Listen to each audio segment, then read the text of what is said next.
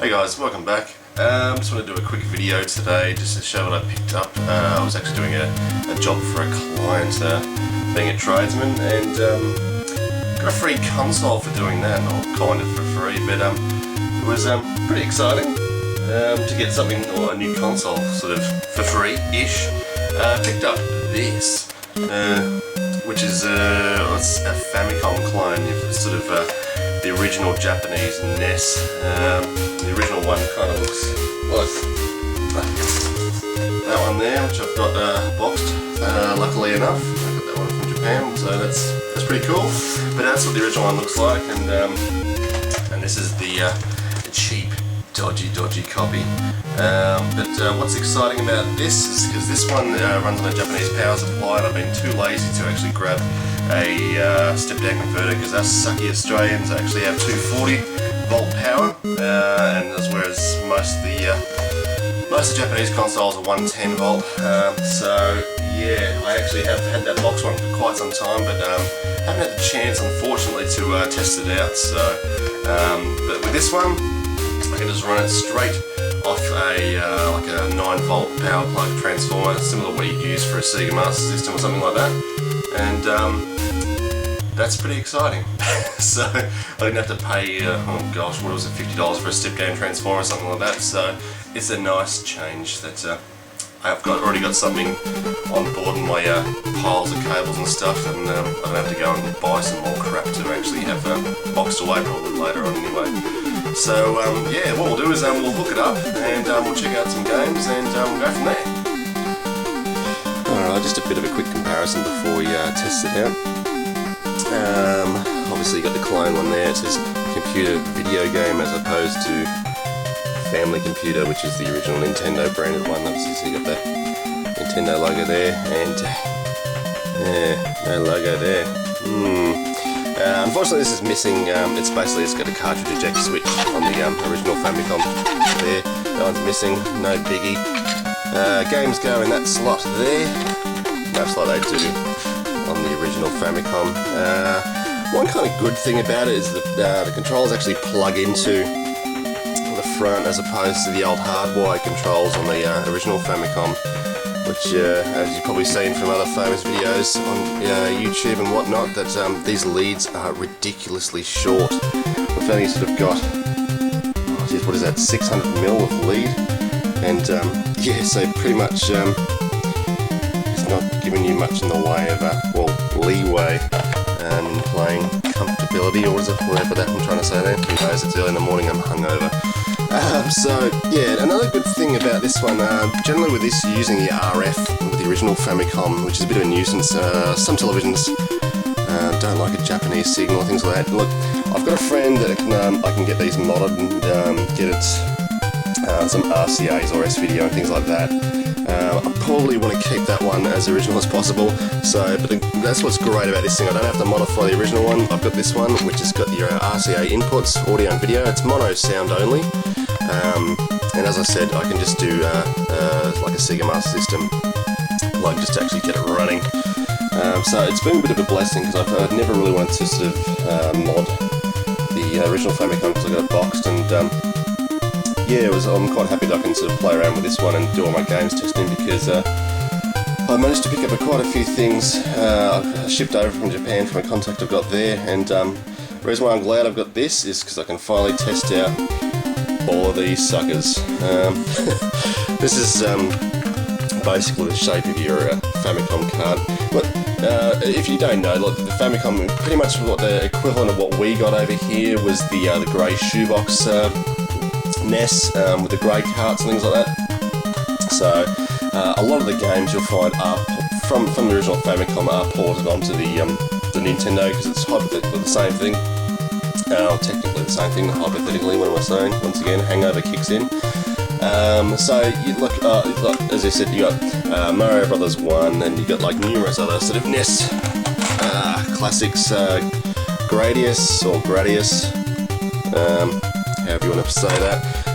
A lot of them are sort of like RPGs and things like that. So obviously, me not being fluid in reading or writing Japanese, it's going to be a little bit difficult for me to play, because there's a few of the Dragon Quest games in there as well, but which would be great to play, but unfortunately, as I said, my Japanese skills aren't really that great. So got a few decent sort of games in here, like Ghost and Goblins and things like that. There's also one other thing I actually got. The guy who gave me the Famicom Clone, he gave me this ultra super piratey cheap TV game cartridge. And it is flimsy as, I don't know, it is just really flimsy. The case is kind of flexible, and you can kind of just rip it apart. And it's just basically, you've just got that chip in there, and that's about it. I think the guy picked them up for like $1 or $2 off a site. I can't remember what the site was called, but basically what you've got is, behind that sticker, it's a Super 60-in-1. So it's got 60 sort of games. Some of them tend to repeat of themselves. They're all NES games, Famicom games if you will. Why they've got the guy from Darkstalkers on there, I do not know, because I don't think Darkstalkers was on the NES, but heck, makes a decent sticker anyway. Yeah, so as I was saying, what we'll do now is we'll check this one out, and we might check out a few of the other ones. We might just check this one out because there's 60 games in one, so that'll be enough for you guys to sort of at least sort of get an idea of how it looks like when it's up and running. And yeah, so let's pop some of that and play some of that. I've really got to stop doing those Luke Morse impersonations. So basically, when you first fire it up, you get your list of games left and right to obviously go straight through to them, up and down to select particularly which game you want. You've got your Road Fight, which is pretty terrible.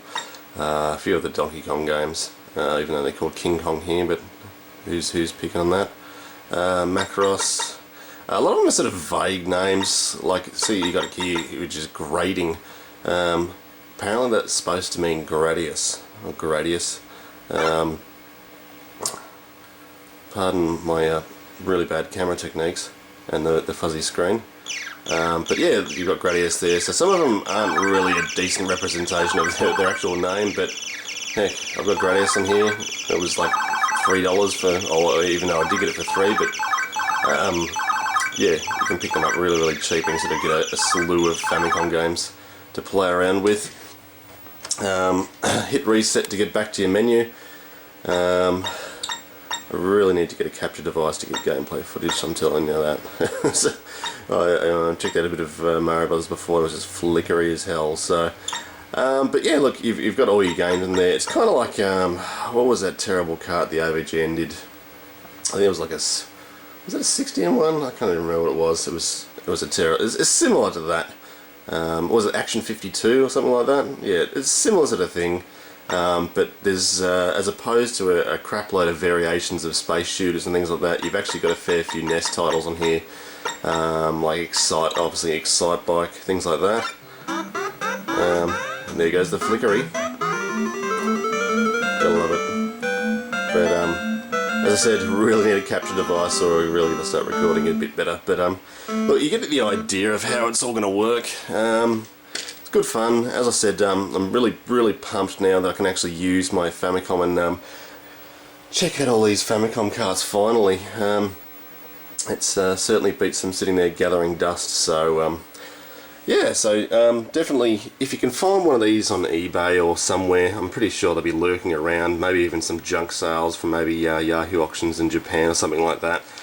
You should be able to pick up one of the computer video games, which is a shifty version of the original Famicom. But as I said, really good fun, and if you're after a really cheap Nintendo, or a Famicom I should say, well worth picking one up if you can find one. There's, or should I say, 64-in-1 carts. I'm pretty sure they're on some, if you do a bit of a Google search, I'm pretty sure you're all capable of doing all that sort of stuff. You should find them. It's obviously a Chinese made sort of thing, mass produced. I'm pretty sure there's like 101 carts as well. But then obviously you're going to get different variations of the same game and things like that, or some really crap sort of games that are on there. But yeah, it's good fun, and like for free, heck, you can't complain, can you? The Goonies. Gotta love this game, don't you? Great soundtrack too. Now I'm playing with one hand, that's why I'm not really doing much. Don't you love those tunes? Emotional music. Awesome. Well, that's it for me today. I just thought I'd do a bit of an update. Well, things are coming up. I was actually going to have a bit of a look at my old Morrowind game.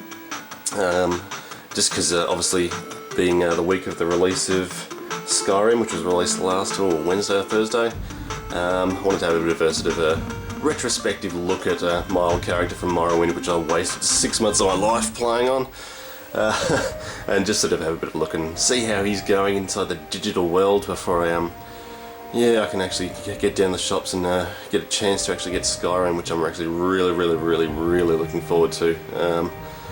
And there's a whole heap of other crap I've got to get around to. I wouldn't mind getting Modern Warfare 3, even though it's kind of getting a little bit samey. It still should be some good fun with a bit of multiplayer with some friends and stuff like that. So, anywho, as I said, there's your crappy clone, Famiclone. There's original Famicom. Does the same thing, and it's all awesome. Alright, I'll see you soon, guys.